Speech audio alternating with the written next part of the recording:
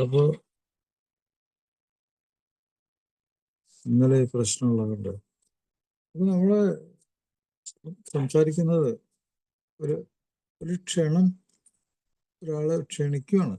ലോകത്ത് എവിടെ ഏതെങ്കിലും ഒരു കോണിലുള്ള ഒരാൾ ഇതിനെപ്പറ്റി അറിഞ്ഞിട്ടില്ലെങ്കിൽ അറിയാൻ വേണ്ടി നമ്മൾ ക്ഷണിക്കുകയാണ്.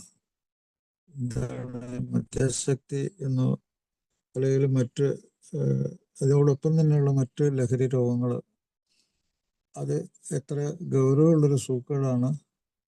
അതിന് നമ്മൾ എന്ത് ചെയ്യണം, എങ്ങനെ ജീവിതത്തിലേക്ക് തിരിച്ചു വരണം, ഈ കാര്യങ്ങളൊക്കെയാണ് നമ്മൾ സംസാരിക്കുന്നത്. പലപ്പോഴും ഇതൊരു ആവർത്തനം കൂടിയാണ്.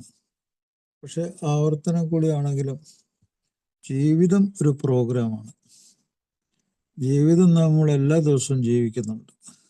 അതുപോലെ തന്നെ ഈ മദ്യാസക്തി അല്ലെ മറ്റ് ലഹരി രോഗങ്ങൾ, അത് ഒരു പ്രോഗ്രാമായി മാറുന്നു. ഒരാളുടെ ശരീരത്തിൽ അതൊരു പ്രോഗ്രാം എന്ന് പറഞ്ഞു കഴിഞ്ഞാൽ സെലക്റ്റഡ് ആയിട്ടുള്ള ഒരു ആക്ടിവിറ്റീസ്, തിരഞ്ഞെടുത്ത ചില കാര്യങ്ങൾ ഒരേപോലെ നടന്നുകൊണ്ടിരിക്കുന്ന ഒരു പരിപാടിയാണ് ഒരു പ്രോഗ്രാം. ജീവിതം ഒരു പ്രോഗ്രാമാണ്. അതേപോലെ തന്നെ മദ്യാസക്തി എന്ന രോഗവും നമ്മുടെ ശരീരത്തിൽ ഒരു പ്രോഗ്രാമായിട്ട് തന്നെയാണ് വർക്ക് ചെയ്യുന്നത്. ആ പ്രോഗ്രാമിന് വേണ്ടിയുള്ള ചികിത്സയും ഒരു പ്രോഗ്രാമാണ്.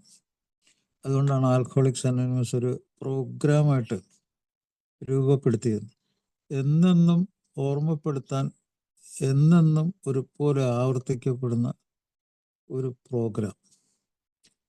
അങ്ങനെ കടുത്ത ഒരു ആവർത്തനം ഉണ്ടെങ്കിൽ അത് തന്നെ മതി ഇത് എത്ര സീരിയസ് ആയിട്ടുള്ള ഒരു രോഗമാണെന്നുള്ളതിന്. എത്രമാത്രം സീരിയസ് ആണ്. എന്നെന്നും ഇത് ഓർമ്മിപ്പിക്കാനായിട്ട്, ആവർത്തിക്കാൻ മാത്രം ആവശ്യപ്പെടുന്ന ഒരു പ്രോഗ്രാം, അത് എത്രമാത്രം ആ രോഗം ശക്തമാണ്. അത് പല പ്രാവശ്യം ഞാൻ പറഞ്ഞിട്ടുള്ളതാണ്. നമ്മുടെ ശരീരത്തിൻ്റെ അവസ്ഥ, മനസ്സിൻ്റെ അവസ്ഥ, അതുപോലെ നമ്മുടെ സാമൂഹ്യ ജീവിതത്തിൻ്റെ അവസ്ഥ, സാംസ്കാരികമായിട്ടുള്ള നമ്മുടെ അവസ്ഥ, നമ്മുടെ ലെഷർ, നമ്മുടെ വിശ്രമ സമയങ്ങൾ, നമ്മുടെ ഉത്തരവാദിത്തങ്ങളടങ്ങിയ നമ്മുടെ ജോലി, ആളുകളോടും കുടുംബത്തോടും ജോലിയോടും ഒക്കെയുള്ള നമ്മുടെ സമർപ്പണം, ഇതിനൊക്കെ വളരെയധികം വികലമാക്കിക്കൊണ്ട് ജീവിക്കാൻ അനുവദിക്കാത്തൊരു രോഗം, ജീവിതം അസാധ്യമാക്കുന്ന ഒരു രോഗം.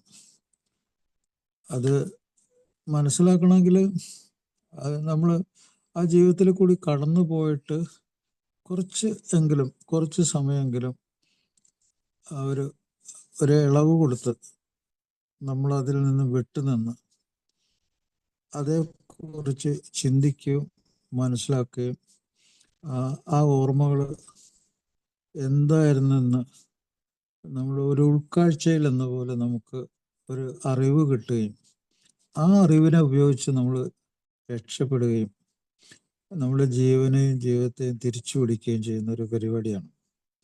നമ്മുടെ ഓരോ ആൽക്കഹോളിക്സ് അനോണിമസിൻ്റെ മീറ്റിങ്ങും പ്രവർത്തിക്കുന്നത് ഈ രീതിയിലാണ്. ഒരാൾ ഒരു രോഗാവസ്ഥയിൽ അയാൾ ഒരു പ്രത്യേക രീതിയിലുള്ള ഒരു ചികിത്സയ്ക്ക് വിധേയനാകുന്നു. അതിനുശേഷം അയാൾ ആ രോഗത്തിലേക്ക് തിരിച്ചു പോകാതിരിക്കാനായിട്ട്, അതിന് പുനർപതനം അല്ലെങ്കിൽ റിലാപ്സ് എന്നൊക്കെ പറയും, അതിലേക്ക് തിരിച്ചു പോകാതിരിക്കാനാണ് എന്നെന്നും ആവർത്തിക്കപ്പെടുന്ന ഈ പ്രോഗ്രാം. അപ്പോൾ അയാൾ തിരിച്ചു പോകുന്നുള്ളത് കൊണ്ട് അത് ഏകദേശം ഉറപ്പായത് കൊണ്ടാണ് നമ്മൾ ഈ പരിപാടി എല്ലാ ദിവസവും നടത്തുന്നത്. മിക്കവാറും എല്ലാ ദിവസവും അത്ര ശക്തമായതുകൊണ്ടാണ്. ഈ കാര്യത്തിൽ ആർക്കും ഒരു സംശയത്തിൻ്റെ ആവശ്യമില്ല. ഇനി എന്താണ് മദ്യാസക്ത രോഗം എന്നുള്ളതിനെ പറ്റി പൊതുമക്കാർക്ക് ഒന്നുകൂടി പറയാം. വളരെ ലളിതമായ ഒരു നിർവചനം പറയുകയാണെങ്കിൽ, ഒരാളുടെ അനിയന്ത്രിതം, ആ വാക്കുകളുടെയും പോലെ അൺകൺട്രോളബിൾ, അനിയന്ത്രിതവും അതുപോലെ ആവർത്തിച്ചു വരുന്നതായിട്ടുള്ള അസാധാരണമായിട്ടുള്ള ചിന്തകൾ, തോന്നലുകൾ, വികാരങ്ങൾ, സ്വഭാവങ്ങൾ. ഈ കാര്യങ്ങളെല്ലാം പല പ്രാവശ്യം ഞാൻ പറഞ്ഞിട്ടുള്ളതാണ്. ഇത് മറന്നു പോകാൻ പാടില്ലാത്ത കാര്യങ്ങളാണ്. കാരണം ഒരു മനുഷ്യൻ എന്ന് പറഞ്ഞാൽ ഇതൊക്കെ തന്നെയാണ്. എന്താണ് അയാളുടെ ചിന്തകൾക്ക് കൂടെ അനിയന്ത്രിതവും അസാധാരണവും ആവർത്തിച്ചു വരുന്ന ചിന്തകളാണ്. അത് അബ്നോർമലാണ്. സാധാരണയിൽ നിന്ന് വ്യതിചലിച്ച ചിന്തകളാണ്, തോന്നലുകൾ, ഫീലിങ്സ്. അതുപോലെ അയാളുടെ ഇമോഷൻസ്, വികാരങ്ങൾ, പലതരത്തിലുള്ള വികാരങ്ങളുണ്ട്. അതെല്ലാം ഉൾക്കൊള്ളുന്നു. അതിൻ്റെ ഉപവികാരങ്ങളുമുണ്ട്. ശരിക്കും ഈ ബുദ്ധമതത്തിൽ പറയുന്ന ഏകദേശം ഓരോ വികാരത്തിന് സബ്ബായിട്ടുള്ള വികാരങ്ങളുണ്ട്. ഉദാഹരണത്തിന് ദേഷ്യത്തിന് ഒരു സബ്ബാണ് വെറുപ്പ്. അങ്ങനത്തെ വികാരങ്ങൾ സബ്ബ് എല്ലാം കൂടി എടുത്തു കഴിഞ്ഞാൽ ഏകദേശം 65 തരത്തിലുള്ള വികാരങ്ങളുണ്ടെന്നാണ് ബുദ്ധിസ്റ്റ് ടെക്സ്റ്റുകളൊക്കെ പറയുന്നത്. അതങ്ങനെ പല രീതിയിലാണ്, പല സമ്മിശ്രമാണത്. അതെല്ലാവർക്കും അറിയാം. സങ്കടം, സന്തോഷം, അതുപോലെ ഭയം, ദേഷ്യം, ഇങ്ങനെയുള്ള പ്രാഥമിക വികാരങ്ങളിൽ നിന്നും മറ്റു വികാരങ്ങൾ.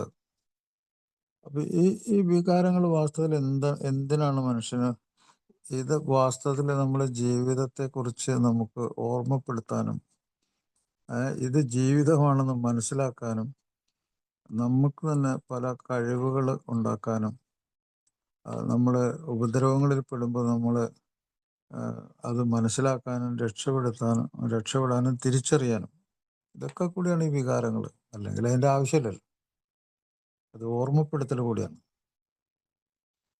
ഈ വികാരങ്ങൾ തകരാറിലാവുന്നതാണ് ഉടനീളം മാനസിക രോഗത്തിൻ്റെ അടിത്തറ തന്നെ. അപ്പം ഞാൻ നേരത്തെ പറഞ്ഞ എല്ലാ കാര്യങ്ങളും കൂടി ചേർന്നാണ് അഡിക്ഷൻ ഉണ്ടാകുന്നത്. അഡിക്ഷനിൽ നിന്നും മാനസിക രോഗങ്ങൾ ഉണ്ടാകുന്നു. ഈ രണ്ട് കാര്യങ്ങൾ മാത്രം മതി ഇത് ഒരു ഭീകര രോഗമെന്ന് മനസ്സിലാക്കാൻ. കാരണം ഒരാൾക്ക് സ്വന്തം കഴിവ് നഷ്ടപ്പെടുന്നു. അയാളെ മാറ്റാനുള്ള അയാളുടെ കഴിവ് നഷ്ടപ്പെടുന്നു. അയാളുടെ കഴിവ് എന്താണ്? അയാളുടെ ചിന്തകൾ, അയാളുടെ തോന്നലുകൾ, അയാളുടെ വികാരങ്ങൾ, അയാളുടെ സ്വഭാവങ്ങൾ. അത് അയാളുടെ കഴിവാണ്. അയാൾ ശരീരത്തിൽ നിന്നും മനസ്സിൽ നിന്നും വരുന്ന കഴിവുകളാണ്. ആ കഴിവ് കൂടിയാണ് അയാൾ ജീവിക്കുന്നത്. അതിലുണ്ടാകുന്ന അബ്നോർമാലിറ്റീസ്, അസാധാരണമായിട്ടുള്ള കാര്യങ്ങൾ, ഇത് അഡിക്ഷൻ്റെ ഒരു ഭാഗമാണ്. ആവർത്തനം എന്ന് പറഞ്ഞാൽ തന്നെ അഡിക്ഷനാണ്. ഇതിൽ ഉപയോഗിക്കുന്ന ലഹരി വസ്തുക്കൾ, ഇപ്പോൾ മദ്യം. ഈ മദ്യം നമ്മുടെ ശരീരത്തിലെ 3 പ്രധാനപ്പെട്ട, നമ്മുടെ ജീവനെയും ജീവിതത്തെയും നിയന്ത്രിക്കുന്ന 3 കാര്യങ്ങൾ ടോട്ടലി നമ്മൾ തന്നെ. ടോട്ടൽ, അതായത് നമ്മുടെ ബ്രെയിൻ, നമ്മുടെ ബോഡി, നമ്മുടെ ബിഹേവിയർ, ഇത് 3 അടങ്ങുന്നതാണ് നമ്മൾ.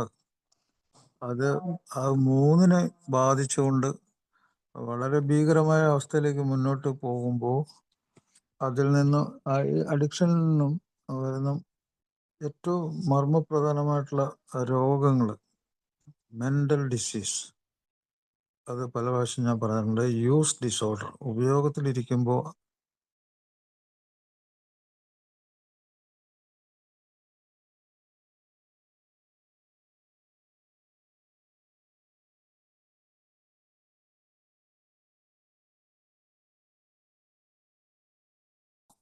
ഒക്കെ എടുത്തു നോക്കിയാൽ കാണാം, വ്യക്തമായിട്ട് അതിൽ എഴുതിയിട്ടുണ്ട്.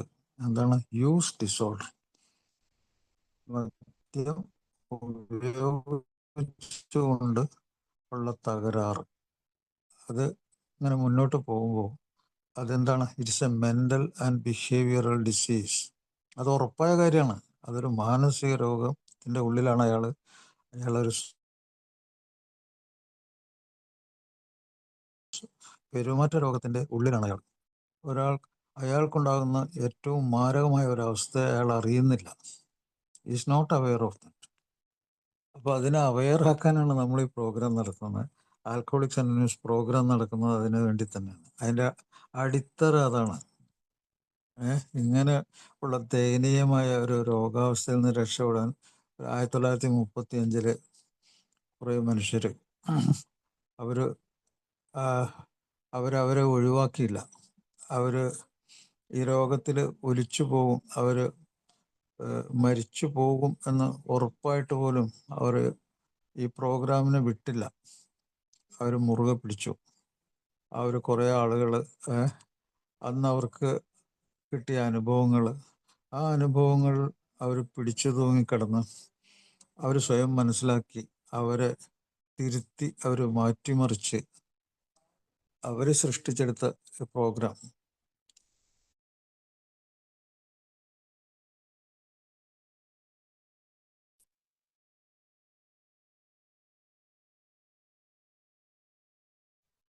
പല ആൾക്കാരും വിചാരിക്കുന്ന പോലെ മറ്റ് ആളുകൾ ഉണ്ടാക്കിയതല്ല. അത് ജീവിതം ഇല്ലെന്ന് ഏകദേശം ഉറപ്പായ ആളുകൾ ജീവിച്ചേ മതിയാകൂ എന്നുള്ള ചിന്തയിലൂടെ അവർ അവർ വീണ്ടെടുത്ത അവരുടെ ജീവിതമാണത്. അപ്പോൾ അതും മനസ്സിലാക്കി കഴിഞ്ഞാൽ ഇമോഷണലായിട്ട് തന്നെ അതിനോട് അറ്റാച്ച്മെന്റ് ഉണ്ടാവും. അവരുടെ ആ ത്യാഗം, അവർ അന്ന് അനുഭവിച്ച ആ ത്യാഗം, അതിനെപ്പറ്റി ഒരു ചെറിയൊരു ചിന്ത ഉണ്ടെങ്കിൽ തന്നെ ഇമോഷണലായിട്ട് അവരുടെ ത്യാഗത്തെ പറ്റി ആലോചിച്ചാൽ ഈ പ്രോഗ്രാമിൽ വരുന്ന ഒരാൾക്ക് ചിന്തിക്കാനും ആലോചിക്കാനും മനസ്സിലാക്കാനും ഒക്കെ ഒത്തിരി കാര്യങ്ങളുണ്ട് ഇതിൽ. അവർക്ക് ഇട്ടിട്ട് പോകാൻ പറ്റില്ല.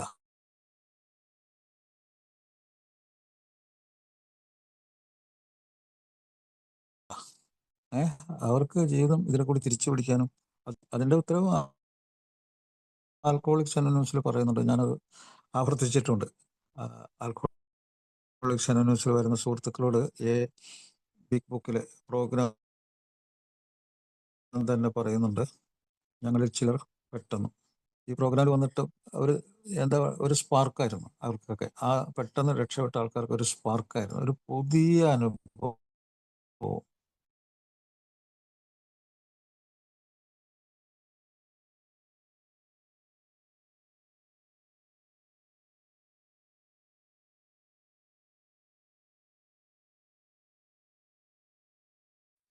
ഒരു പുതിയ അനുഭൂതി എത്തിച്ചേർന്നു.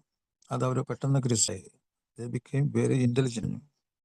അവരുടെ ജീവിതത്തിന്റെ ഏറ്റവും വലിയ സംതൃപ്തി കൂടിയായിരുന്നു അത്. അങ്ങനെ ഞങ്ങൾ ചിലർ പെട്ടെന്നും ചിലർ സാവകാശവും. ഈ സാവകാശം എന്നുള്ള വാക്ക് ഭയങ്കര ഒരു പ്രശ്നമുള്ള വാക്കാണ്. കാരണം വെച്ചാൽ ഞാനിതിനു മുമ്പ് പല പ്രാവശ്യം പറയുന്നുണ്ട്,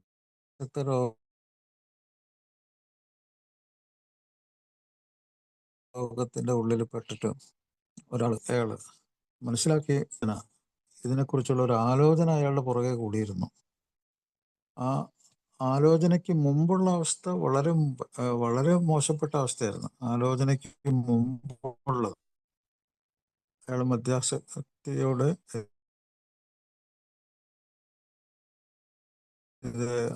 രോഗത്തിന്റെ ഉള്ളിൽ സ്വന്തം വൈകാരിക അവസ്ഥകൾ, സ്വന്തം രോഗങ്ങൾ, ഇതൊക്കെ ആയിട്ട് കെട്ടിമറിഞ്ഞ് നടക്കുന്ന സമയത്ത് ചിന്ത അയാളുടെ കൂടെ ഉണ്ടായിരുന്നു.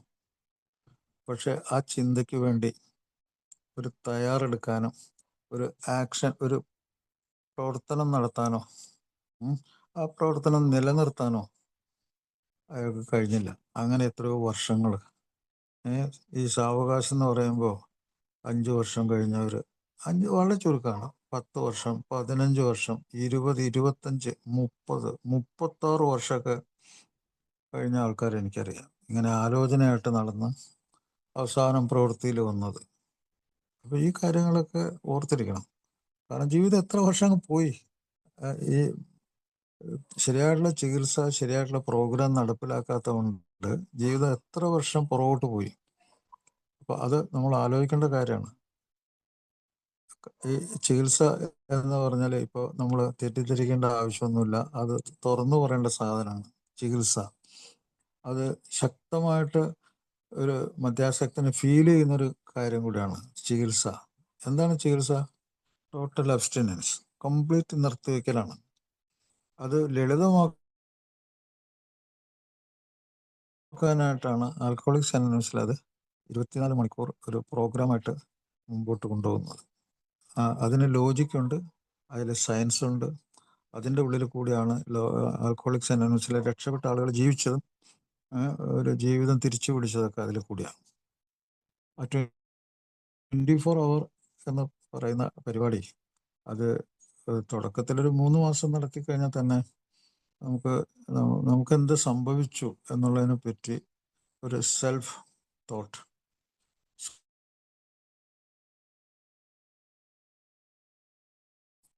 അതിൽ കൂടി നമുക്ക്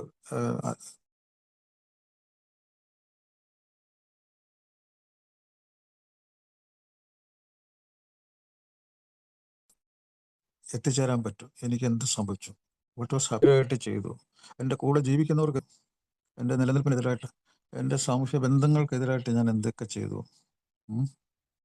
അങ്ങനെ ചിന്തിച്ചു കഴിഞ്ഞാൽ അതൊരു അന്തമില്ലാത്തൊരു സംഗതിയാണ്.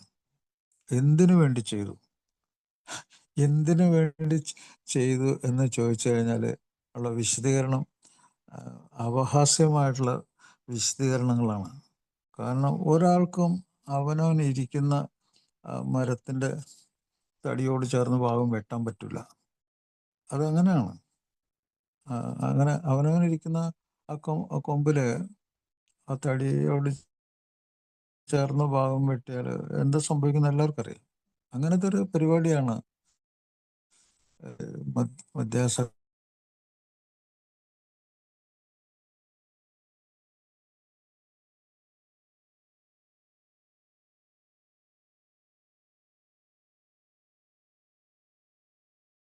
രോഗം. കാരണം വെച്ചാൽ ചുറ്റുപാടിനെ കുറിച്ചോ ഞാൻ പറയുന്ന എല്ലാ സംഗതിയെക്കുറിച്ചും അതൊരു സന്തോഷമാണ്. എന്താണ്, അയാളൊരു സോഷ്യൽ ഡ്രിങ്കറാണ്, പല പൊള്ളയായിട്ടുള്ള വിശദീകരണങ്ങളൊക്കെ ആണ്. പക്ഷെ ജീവിതത്തെ ഈ പ്രോഗ്രാമിൽ വന്നതിന് ശേഷം അത് ഞാൻ പറഞ്ഞ പോലെ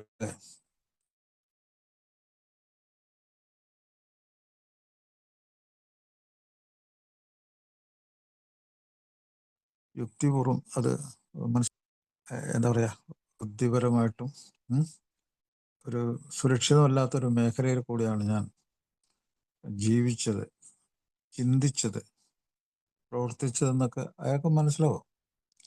അപ്പോൾ നമ്മൾ അതിൽ നിന്ന് രക്ഷപ്പെടാനാണ് ഈ പ്രോഗ്രാം 24 hour ട്രീറ്റ്മെൻറ്റ്. 24 hour അതിൽ നിന്ന് വിട്ടു നിൽക്കുക. അങ്ങനെ വിട്ടു നിൽക്കുന്നത് ഇറ്റ്സ് ഹൈലി സയൻറ്റിഫിക്. ഈ 24 മണിക്കൂർ ആൽക്കഹോൾ അയാളുടെ ബ്രെയിനിൽ കയറുന്നില്ല, അയാളുടെ ബോഡിയിൽ കയറുന്നില്ല. അത് അവിടെ നിൽക്കുന്നു, അത് പുറത്ത് നിൽക്കുന്നു, അകത്ത് കയറുന്നില്ല. അകത്തുള്ള അയാളുടെ ഏറ്റവും വിലപ്പെട്ട അവയവങ്ങൾ, അതിൻ്റെ ഉള്ളിൽ കൂടി നിലനിൽക്കുന്ന അയാളുടെ ജീവൻ തിരിച്ചു കിട്ടുന്നു. എന്താണ് ഞാൻ നേരത്തെ പറഞ്ഞു, അയാളുടെ ബ്രെയിൻ, അയാളുടെ ശരീരം, അയാളുടെ ബിഹേവിയർ.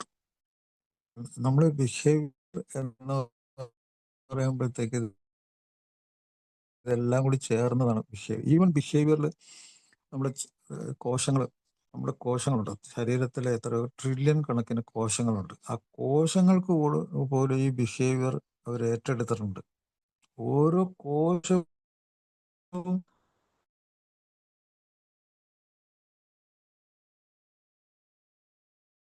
ഈ ആൽക്കഹോളിന്റെ കലാപരിപാടികൾ അവർ വിധേയമായിട്ട്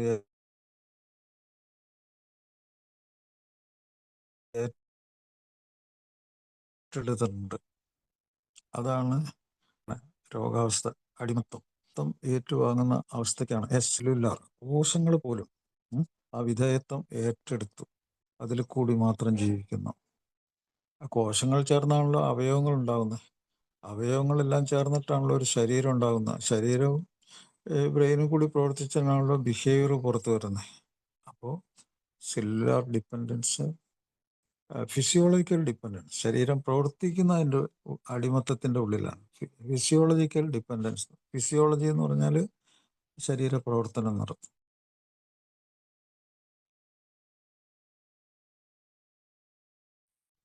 ആ ശരീരം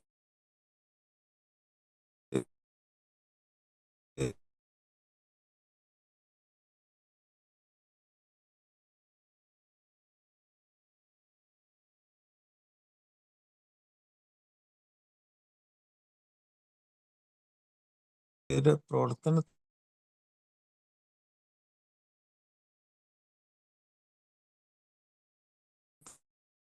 ഉള്ളിൽ പോലും അടിമത്തമാണ്.